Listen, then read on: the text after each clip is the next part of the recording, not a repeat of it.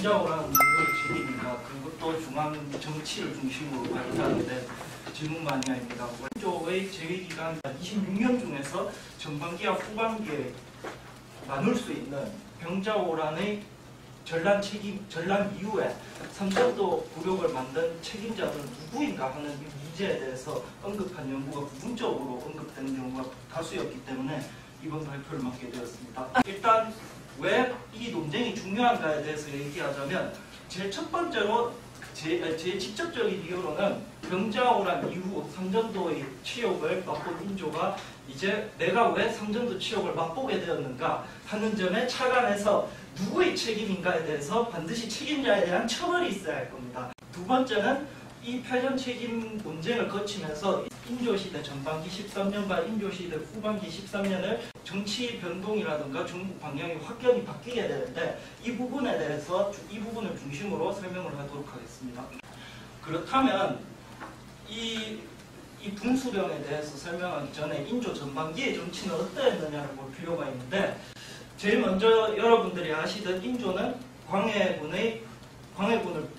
쫓아내고 반정으로 즉위한 왕이었습니다. 그렇기 때문에 인조 같은 경우는 광해군과는 무조건 반대로 움직여야 했고, 특히 광해군 시대 때 북인들이 독주가 이어졌기 때문에 광해군이 북인들을 너무 좋아해서 반정으로 인해 쫓겨났다는 생각 때문에 인조는 어찌됐든 광해군과는 반대로 서인들과의 우호관계는 유지하면서 또 광해군처럼 너무 신임하지는 않는 그런 방향으로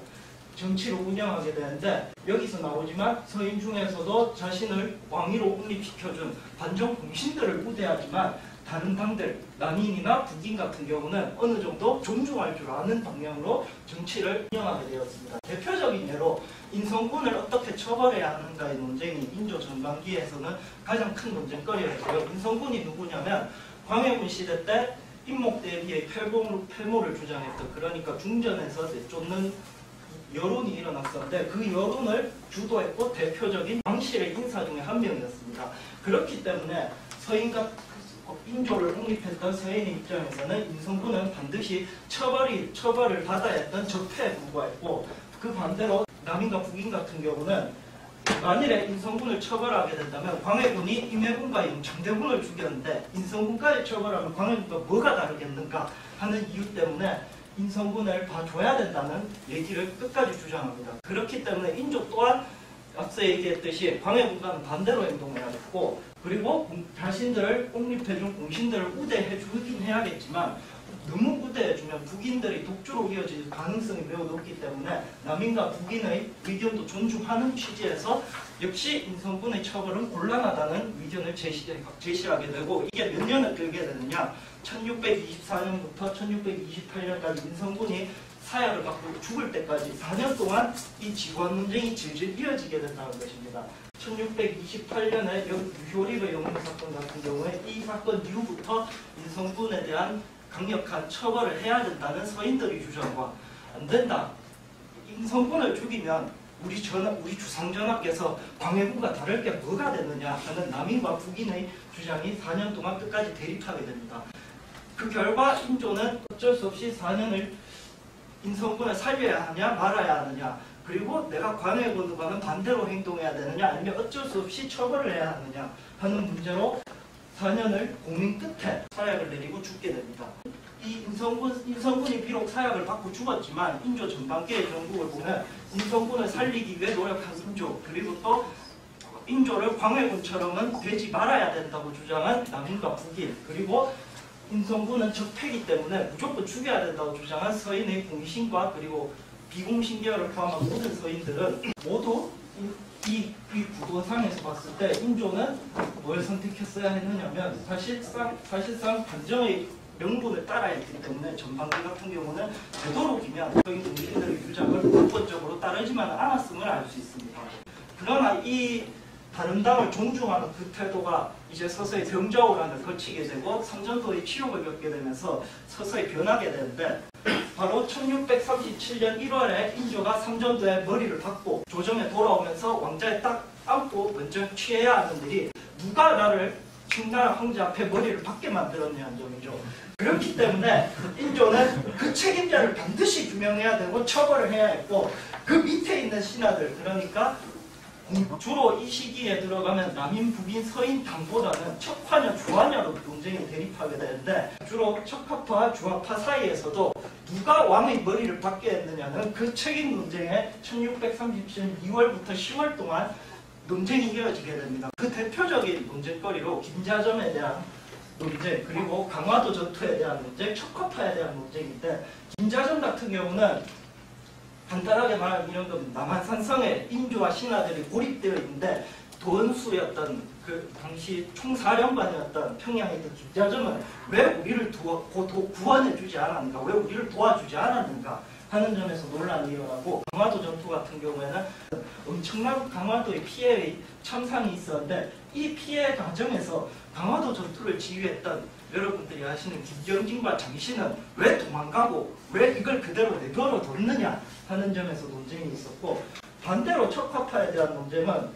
청나라가 이제 여러분들이 아시다시피 이제 황제 칭제를 하고 조선에게 이를 승낙하는 과정에서 척화파들이 많은 반발이 있었는데, 너희들이 이 과정에서 척화론을 선동했기 때문에 전쟁이 일어난 게 아니지 않느냐 하는 점에서 역시 척화파들에 대한 논쟁 또한 여기 2월부터 10월달 동안 매우 치열하게 논쟁이 이어졌다고 할 수 있습니다. 그렇다면 상세하게 보자면 김자점 같은 경우는 처음에 인조는 약하게 처벌을 하려고 했으나 척화파들을 중심으로 한 대단들이 김자점은 주상 전하께서 남한산성에서 청나라 포위를 하고 있는데도 도와주지 않았다는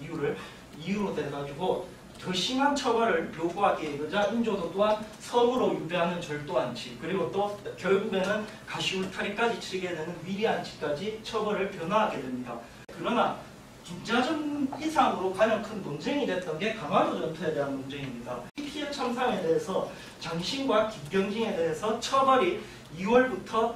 9월까지 끝까지 논쟁이 이어지게 되는데, 결국에는 3월에는 장신이 자진 그러니까 자살 명령을 받게 되고, 9월에는 김경진이 자살 명령을 받게 되지만, 이 과정에서 그 정승들까지 여기와 연관돼서 벼슬을 빼앗기게 되는 큰 논쟁이 일어났고, 그 때문에 장신이 자살한 이후부터, 장신은 죽을 이후부터 9월까지 김경진에 대한 처벌이 이루어진 9월까지 강화도 전투에 대한 패전의 책임과 관련한 치열한 논쟁이 6-7달 동안 이어지게 됩니다. 그러나 반대로 척화파에 대한 처벌도 이루어졌는데, 이 과정은 어떻게 이루어지냐면, 여러분들이 아신 비변사에서 주로 척화파들이 전쟁을 선동했기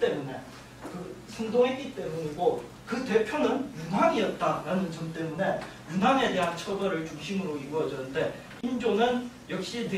공신들의 비변사 간의 논의를 통해서 처벌을 하지만, 척화파들은 반대로 물론 우리가 망언을 한 것은 사실이지만 그게 처벌할 이유가 되느냐는 이유로 끝까지 윤왕을 변호하다가 끝내는 인조도 어쩔 수 없이 10월 12일에 풀어주는데, 그 이전에 김경진이 자살 명령을 받게 되고, 그 이후에 윤왕이 석방됐다는 것은 인조가 어느 정도 제일 심했던 강화도 전투에 대한 패전 논쟁이 끝나자마자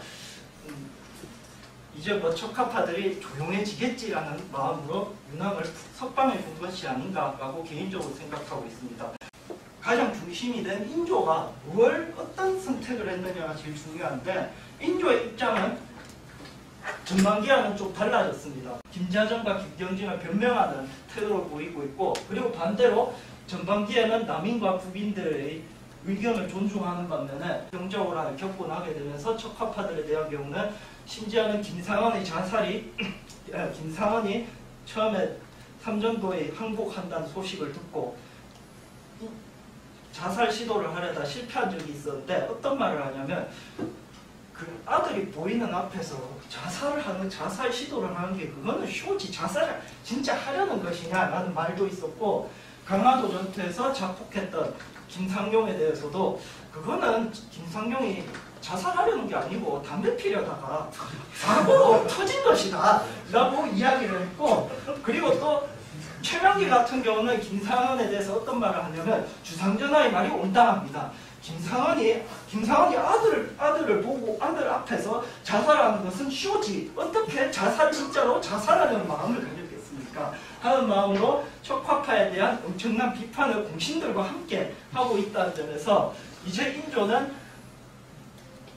주와 공신들만의 얘기를 듣는 전반기와는 다른 모습을 보여주게 되는데요. 척화론자들은 앞서 얘기했듯이 병자호란 안에서 우리가 진 이유는 공신들이 전쟁을 대처하지 못했기 때문이라고 주장했고, 반대로 공신들은, 인조를 포함한 공신들은 아니다, 너희들이 전쟁을 선동을 했지 않느냐, 그 점 때문에